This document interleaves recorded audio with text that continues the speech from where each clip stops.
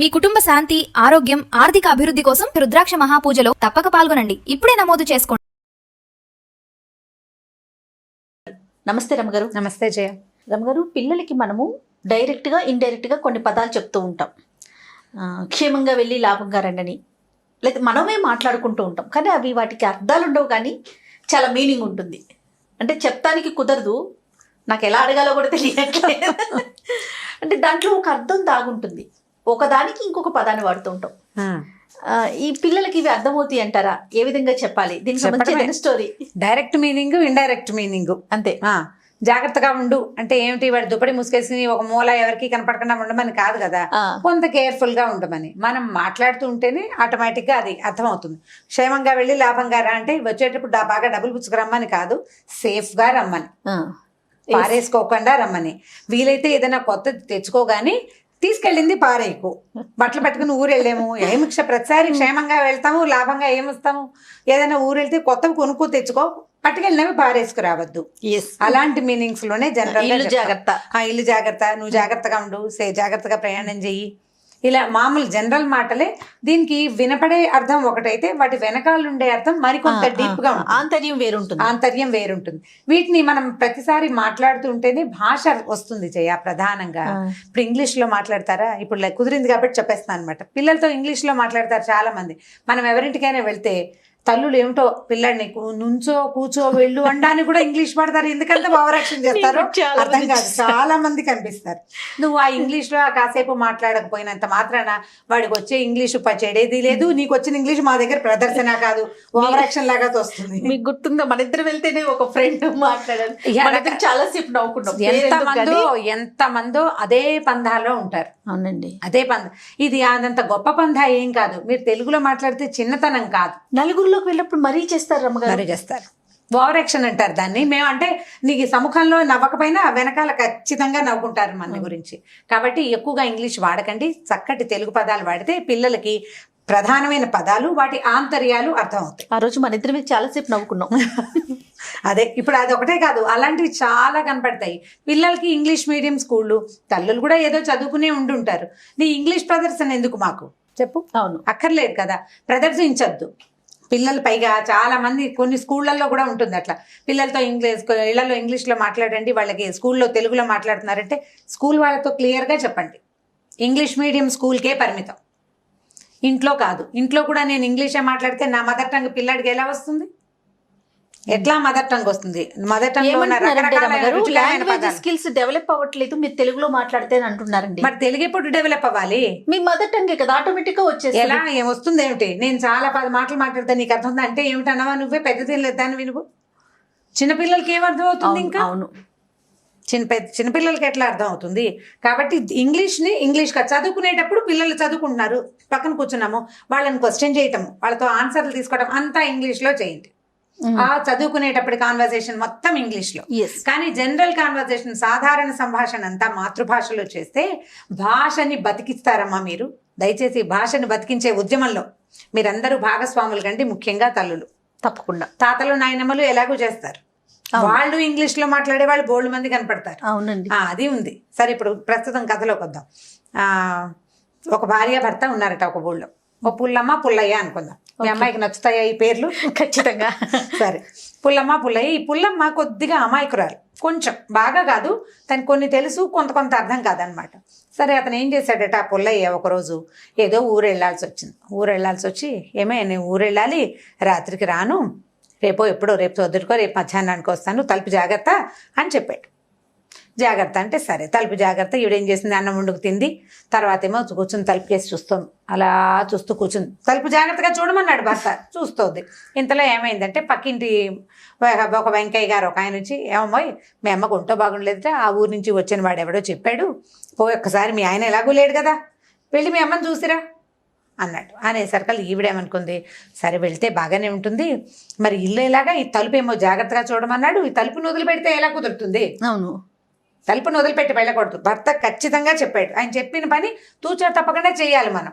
అందుకని ఏం చేసింది, జాగ్రత్తగా ఒక చిన్న గుణపం ఒకటి పట్టుకుని కాస్త అలాగా గోడను తవ్వి తలుపుని చేత్తో తీసుకుంది. ఊడబీకింది అనమాట, సింపుల్గా ఊడబీకి చంకలో పెట్టుకుంది. ఇప్పుడు పాతకాలపు ఇల్లు అంటే పెద్ద పెద్ద ఇల్లు కాదు కదా, సుమారైన గుడిసెలు, పెద్ద తలుపు కాదు, ఒక మాదిరి తలుపు, ఒక మనిషి ఒక మాదిరిగా మోయగలరు దాన్ని. ఈ తలుపుని సంకలో పెట్టుకుని నడవటం మొదలుపెట్టాక ఏమైంది, ఆ వెళ్తుంటే ఒక్కతే వెళ్ళిన అలవాటు అమ్మాయికి లేదు పాపం. ఎవరితోటని వెళ్ళే దారి వేగ్గా తెలుసు తనకి. కాకపోతే ఈ ఒక్కతే వెళ్ళేసరికి పైకి ఈ తలుపు జాగ్రత్త, ఈ తలుపుని సెన్సేపు తలుపు జారిపోతుంటుంది, దాని పైకి చంకలోకి ఎగ తీసుకోవాలి. ఈ గోళ్ళ పడి ఎక్కడో 2 మలుపులు దాటేసింది పక్కకి. దాటేసరికి చీకటి పడిపోయింది, తెలిసిన దారిలాగా కనపడలే. ఇప్పుడు రాత్రిపూట లైట్లు ఉండవు, ఊళ్ళకి మధ్యలో ఏమో అడవులు లాంటివి, చిన్న చిట్టడవులు లాంటివి ఉంటాయి, ఎంతో కొంత చెట్లు తోపులు ఉంటాయి. నెరాబాగా ఇప్పుడు రోడ్లలాగా ఉండవు కదా, అది లేదు. ఇప్పుడు ఏం చేయాలి బాగా ఆలోచించి, సరేలే చీకటి పడింది, ఎలాగూను సాయంకాలం వాళ్ళు ఏమో పట్ల 5:30-6 గంటలకు అన్నాలు తినేసేవాళ్ళు. అన్నం తినేసాం, ఏ చెట్టో ఎక్కి పడుకుంటే తెల్లారేసరికి తెల్లారంటే ఇప్పుడు మన ఊళ్ళల్లో తెల్లారటం మనకు 6:30 అయితే కానీ తెల్లారదు. పాతకాలపు ఊళ్ళల్లో 3:30 నుంచి తెల్లారిపోయేది. వేగి చుక్క కనపడంగానే తెల్లవారిపోతుంది. మెల్లిగా దారి వెతుక్కుని వెళ్ళొచ్చు అని చెప్పి ఏం చేసింది, మెల్లిగా ఒక నిద్రగన్నేరు చెట్టు చూసుకుని, కాస్త పెద్దగా వెడల్పుగా ఉంటుందన్నమాట. ఎలాగో ఈ తలుపు ఉందిగా, చేతులు దీన్ని కింద పెడితే ఎవరన్నా పట్టుకుపోతాయి, అందుకని దీన్ని ఎక్కించింది ముందు చెట్టు. ఎక్కించి తను కూడా అలాగా చెట్టు ఎక్కి కూర్చుంది. కాస్త వెడల్పుగా ఉన్న కొమ్మ మీద తను పడుకుని, కాస్త ఏటవాలుగా ఉన్న 2 కొమ్మల మీద తలుపు పెట్టింది, నిద్ర పెట్టేసింది. ఇటు పల్లెటూరు వాళ్ళు కదా, ఇక్కడ నుంచి ఇక్కడ దాకా గాజులు ఉంటాయి, మరి పల్లెటూళ్ళలో వేసుకుంటారు. ఇప్పుడు పడుకుని నిద్రపోతుంది. ఈ లోపల ఏమైందట, ఈ పక్క ఊళ్ళ నుంచి దొంగతనం చేసుకొచ్చిన కొంతమంది దొంగలు నిద్రగన్నేరు చెట్ల కింద ఇలాంటి పనులు చేస్తారు. అంటే వాళ్ళు మాట్లాడుకోవడానికి, నిద్రగన్నేరు చెట్టు ఏంటంటే జీబుగా ఉంటుంది, వెలుగు కనపడదు, చుట్టూ అది కొమ్మలు కూడా ఎలా దిగబడి ఉంటాయంటే ఇట్లా పైకి వెళ్తున్న చెట్టు మళ్ళీ ఇలా కిందకు వచ్చినట్టు ఉంటుంది అనమాట. నిద్రగన్నేరు చెట్టు నీడలో కనుక నుంచుంటే మనుషులు ఉన్నట్టు కనపడదు. ఓకే, ఆ చెట్టుకున్న ప్రత్యేకత అనమాట అది. సరే వీళ్ళు ఏం చేశారు, ఒక 6-7 దొంగలు ఉన్నారు, వీళ్ళంతా కలిసి ఈ చెట్టు కింద కూర్చొని డబ్బులు పంచుకుంటున్నారు. ఏదో చిన్న వెలుగులో, అంటే ఒక అలవాటైన ఆలోచనతోటి పంచుకుంటున్నారు అనమాట. పెద్ద నోటు, చిన్న నోటు, పెద్ద కాసు, చిన్న కాసు లెక్కలు. ఈ లోపల ఏమైంది, పైన పడుకుంది కదా, వీడికి బాగా చల్లగాలికి మంచి గాఢంగా నిద్ర పట్టేసింది. అలాగే చెయ్యి తీసి ఈ తలుపు మీద వేసేసరికి చేతులు గాజులు గల్లుమన్నాయి. ఏంట్రా ఏదో గల్లుమని శబ్దం వస్తుంది, విన్నారు వీళ్ళు. అక్కడి నుంచి కాళ్ళకి కడియాలు, పాంజేబులు ఉన్నాయి, ఊళ్ళల్లో కనపడుతుంటాయి ఇప్పుడు కూడా. ఒక కడియ ఉంటుంది లావపాటి బోలుది, కింద పట్టి ఉంటుంది. ఇవి 2 ఒకదానికొకటిగా తగిలినప్పుడు ఒక సౌండ్ వస్తుంది, మామూలు గజ్జల శబ్దం కాదు, అదొక టంగు శబ్దం వస్తుంది అనమాట. డిఫరెంట్ మోత, కడియాల మోతే డిఫరెంట్గా ఉంటుంది. ఇది ఒక టంగు, ఈ గల్లు 2 వినిపించినాయి. ఈ లోపల ఏమైంది, వీడికి కాస్త గాలికి మెలకు వచ్చింది. మెలకు వచ్చి నిద్రలో మనుషులు ఎలా ఆవలిస్తారు అంటే సంస్కృతిగా నాగరికంగా ఆవలించరు, అని పెద్దగా నోరు తెరిచి ఆవలిచ్చింది. ఆవలింత, గాజులు, కడియాలు, ఈ మోతలన్నిటితోటి ఏదో దయ్యం రోయ్, మనమేమో చేరింది నిద్రగన్నేరు చెట్టు, ఏదో ఉంది పైన వీళ్ళు బెదిరే లోపల ఏమైంది, అమ్మాయి మంచి ఆవలింత తీసింది, గబుక్కుని పక్కకి తిరిగి పడుకోపోయింది. తనేమో వెడల్పాటి కొమ్మ మీద పడుకుంది, ఏటవాళ్ళ కొమ్మ మీదేమో తలుపు చల్లబడి పెట్టింది. ఈ చెయ్యి దానికి తగిలేసరికల్లా ఆ చెక్క కాస్త బోర్లబడి కిందకు వచ్చేసింది, ఢామని పడిపోయింది కిందకి. పడంగానే ఏదో పడింది, చచ్చాను రా దేవుడా అని ఈ దొంగలు కాస్త తలా ఒక దిక్కుకి పారిపోయారు. వాళ్ళు తెచ్చిన మూట ఈ తలుపు చెక్క కింద ఉండిపోయింది. ఆవిడకి మెలకు రాలేదు, చల్లగాలి నిద్రతోటి. సరే తెల్లారేసరికి మెలకు వచ్చింది, 3:30-4 చూసుకుంది, తలుపు చెక్కేది, అమ్మయ్యో ఎవరో పట్టుపోయారనుకుని గబగబా చెట్టు దిగింది. చూస్తే కింద ఉంది చెక్క. ఈ తలుపు చెక్క ఎత్తేసరికల్లా కింద మూటలు కనపడేసరికల్లా ఏమిటో మూటని ఆ మూట చంకలో పెట్టుకుంది.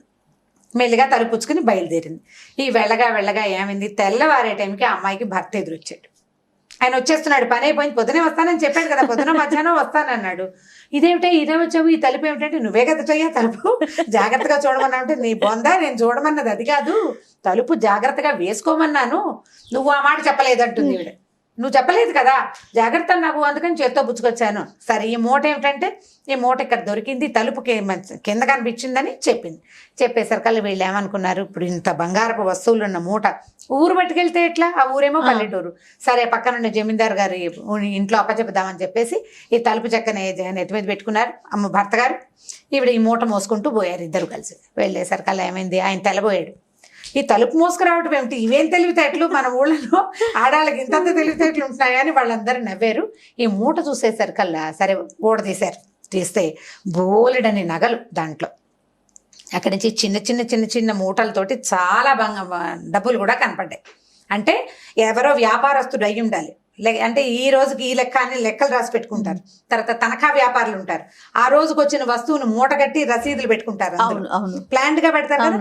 అట్లా ప్లాండ్ గా ఉన్న చాలా మూటలు, అక్కడి నుంచి బోల్డంత బంగారం, పెద్ద పెద్ద మూటలతోటి డబ్బులు కనపడేసరికల్లా ఆ రోజట ముందు రోజు రాత్రి ఆ ఊళ్ళో ఉన్న సుబ్బిశెట్టి గారని ఒక శెట్టి గారింట్లో పెద్ద దొంగతనం అయితే మొత్తం ఊడ్చుకుపోయారు దొంగలు. ఆయన అక్కడ లబోదిబోమని ఏడుస్తున్నాడు. ఈ లోపల నగర పాలకుడు వచ్చాడట, ఆ ఊరి పాలకుడు. ఆ సుబ్బిశెట్టి గారింట్లో దొంగలు పడ్డారు అయ్య గారు అని చెప్పడానికి. ఒరే ఏవో నగలు వచ్చినాయి, ఈ అమ్మాయి ఎవరో పట్టుకొచ్చింది, తెల్లవారుజామున దొరికినాయట, ఇవి అవి ఒకటేనా చూడమంటే ఆ సుబ్బిశెట్టి గారిని పిలిస్తే ఆయన మూట ఉడదీసి మొత్తం బంగారం అంతా సేమ్ వాళ్ళ ఇంట్లో ఏం పట్టుకెళ్ళారో అదంతా ఇక్కడ ఉంది.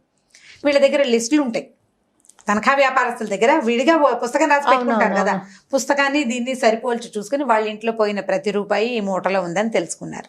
ఇన్నేళ్ల నుంచో దొంగతనాలు చేస్తున్నారు. ఫస్ట్ టైం వాళ్ళు దొంగతనం చేసిన వస్తువు వీళ్ళకి దొరికింది అనమాట. సరే అక్కడి నుంచి ఆ వస్తువులన్నీ సుబ్బిశెట్టి గారు ఇచ్చారు, ఆయన వాళ్ళకి ఇచ్చేశారు. ఇచ్చేస్తే ఆయన ఏమన్నాడు, బంగారు తల్లి నువ్వు ఎక్కడ మంచిదానివమ్మా, ఇవన్నీ నువ్వు చేత్తో పుచ్చుకుపోయినా మీ ఊళ్ళో మీరందరూ పనిచేసుకున్నా నాకు తెలిసేది కాదని ఆ అమ్మాయికి కడియాలు అందులో అన్ని కొత్త వస్తువులు ఇచ్చారు. ఆ వస్తువు ఉన్న మూటలో నుంచి తలా ఒక వస్తువు ఇచ్చి బంగారం శుభంగా వెళ్ళరామా, నీ తలుపు జాగ్రత్త నా అదృష్టానికి వచ్చింది అని చెప్పి పంపించారు. ఈ జమీందారు గారు ఇంత బుద్ధిమంతరాలు అమ్మాయి, దొరికిన వస్తువులు అది పట్టుకురావడం అక్కడ భర్త కూడా ఒప్పుకున్నాడు కదా, ఇద్దరు కలిసి మూట పుచ్చుకుని పారిపోకుండా వేరే రాజ్యానికి వెళ్ళిపోతే వీళ్ళని అడిగేవాళ్ళే లేదు. అందుకని ఆయన కూడా చాలా మెచ్చుకుని ఏదో కొంత డబ్బిస్తే వీళ్ళు ఊళ్ళో అంతకుముందు వీళ్ళకి ఏం లేదు పాపం, 2 ఎకరాల పొలం కొనుక్కుని హాయిగా సంతోషంగా ఉన్నారు. ఇప్పుడు ఒక విషయాన్ని సూటిగా అర్థం చేసుకోకపోవటం వల్ల ఈవిడికి ఇది వచ్చింది. అయితే ప్రతిసారి మనకి మంచివే వస్తాయా చెప్పలేం కదా. సూటిగా అర్థం చేసుకోకపోతే సమస్యలు వస్తాయి. అందుకని ఒకవేళ వీళ్ళకి సూటిగా అర్థం కాదు అని మనకి తెలిస్తే సూటైన అర్థం ఉన్న మాటలే మాట్లాడాలి పిల్లలతోటి. ఇలా చెప్తే ఇది అర్థము అనేది నేర్పించాలి. మీరు అట్లా నేర్పిస్తే ఏమవుతుందంటే తెలుగులో మనకు బోలెడని ఇలాంటి మాటలు ఉంటాయి.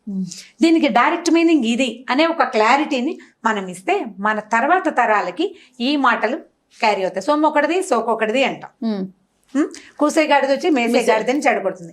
కొన్ని సామెతలు, కొన్ని గ్రామ్యాలు, కొన్ని అక్కడి నుంచి ఇక్కడి నుంచి తెచ్చుకున్నవి అన్నిటినీ మనం భాషలో వాడుకుంటూ పిల్లలకి వాటిని చేరవేస్తే లాంగ్వేజ్ ముందుకెళ్తుంది. పిల్లలు కూడా కొంత తెలివిగా అవడానికి అవకాశం ఉంటుంది. జనరల్ గా మనం మాట్లాడుతూ మాట్లాడాలి. మీరు తెలుగులో మాట్లాడకుండా ఇంగ్లీష్ లో మీ ప్రతాపం అంతా చూపిస్తామంటే కష్టం. అంత ప్రతాపం చూపించకుండా తెలుగులో మీ ప్రతాపాన్ని చూపించండి. రైట్ రామ్ గారు, థ్యాంక్ యూ అండి, మంచి ఫన్నీ స్టోరీ చెప్పారు. ఓకే, ఇంకొక స్టోరీతో మళ్ళీ కలుద్దాం తప్పకుండా.